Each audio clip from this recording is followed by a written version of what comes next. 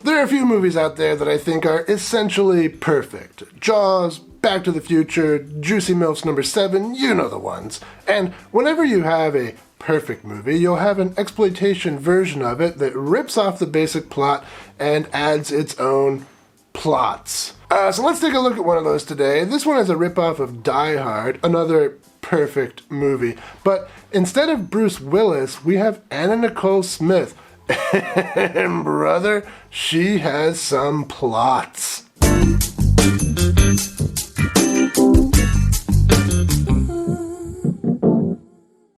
Welcome to Exploitation Reviews, and me, Rob, and today I'm taking a look at Skyscraper from 1995. The story here is Carrie Wink, that's Anna Nicole Smith's character. She's a helicopter pilot who transports rich people from the top of one tall building to the top of another tall building. So it's a little bit like the limo service in Die Hard, but instead of the limo driver Argyle, we have Carrie Wink, Anna Nicole Smith, and she has some plots.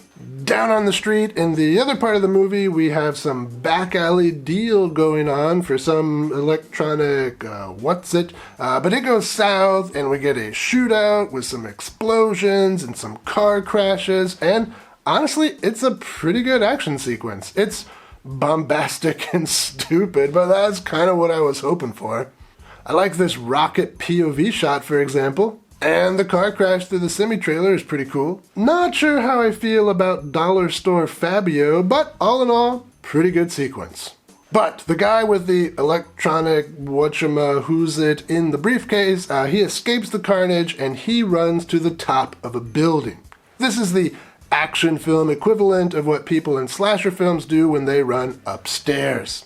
And it ends in the same kind of way. Well, some hokey dialogue from the terrorist leader aside, I'm kind of digging the movie so far. And then we hop over to our pilot who is taking an afternoon shower, and now I'm really digging the movie. Her shower is interrupted by her husband and they relocate to a bed so he can do some digging of his own. This cat is like Charles Bronson in The Great Escape. He's digging tunnels. So we're about 15 minutes into the movie. Let me sum up a little bit. We've had a shootout with lots of explosions, including one from a rocket launcher, some fiery car crashes, Kmart Fabio, a shower scene, and a sex scene. That is a damn impressive 15 minutes. Unfortunately, this movie might have unloaded too soon because it's not going to be able to keep up this great pace. At a certain point, Anna Nicole Smith will have to act, and that's not gonna go well. What the hell happened to you? Some people are trying to kill me.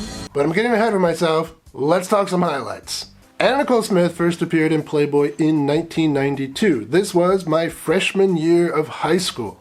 Over the next few years, my high school years, she would appear in Playboy a few more times, and every time it was a splash.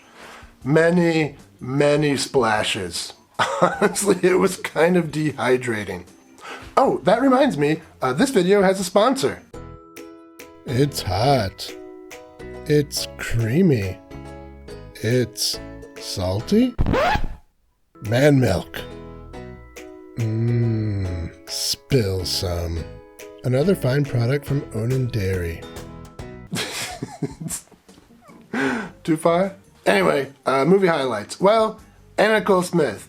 Here, she's got that shower scene. She has two coital scenes, one of which is a flashback in the middle of a gunfight, which is hilarious. Oh, and at one point, one of the bad guys bends her over a desk and, almost R-words her. So, lots on offer here for Anna Nicole Smith fans. As a bonus, there's some pretty decent action here. I already talked about the opening scene, but there's some other stuff in the movie too. At one point, Anna Nicole Smith is dangling from this wire on the outside of the building. It's, again, ripped straight out of Die Hard, but they do it pretty well, and it's shot pretty well, and it even gave me some of those sort of vertigo feelings, But I suppose that's about it as far as what's legitimately good about this movie. There are some illegitimately good things about this movie, though. At one point, the crotch of one of the guy's pants just busts open, and no explanation is given for why this happens, and the pants are magically repaired a few scenes later, so keep an eye out for that. That's pretty funny. It's also kind of fun to count how many bullets Anna Nicole Smith's revolver has. I mean, you can see her put in 6, but then somehow it has way more than that, so that's kind of fun. Counting is fun, right? But my favorite mistake in the movie is at one point, one of the women gets shot and her blood is water. Oh man, but maybe that's not a mistake. Maybe that's saline solution. Did that terrorist shoot that poor woman in her fake tit? Anyway, like countless 90s teen boys locked in a bathroom with an Anna Nicole Smith magazine, this film has some major shortcomings. Wow, where to begin? Make no mistake, despite what I've said so far, this movie is terrible.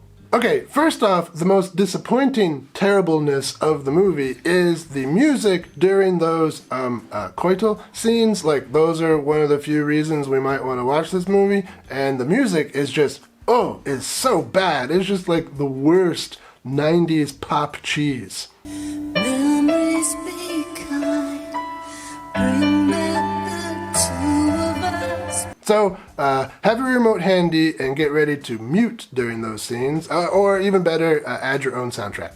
Well, I'm gonna tell you, fascists, you may be surprised. People in this world are getting organized. You're bound to lose, you fascists bound to lose. Oh, you fascists bound to lose. Yeah, that's better. The acting here is across the board abysmal. Like, so bad. Like, Tommy was so bad. Oh, honey. Are you okay?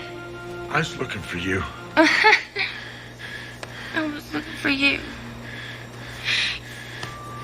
Listen, I gotta go check on the hostages. Ugh.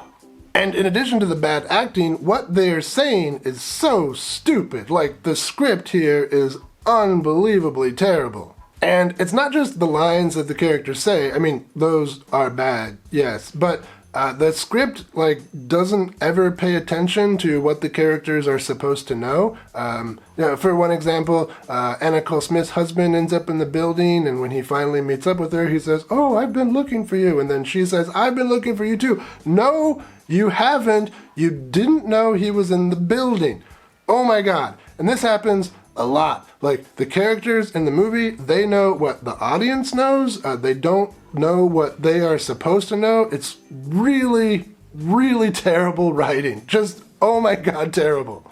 I mean, as another example, which is just crazy to me, the electronic briefcase gizmo whatchamabob, they never even say, to my knowledge, what this thing does.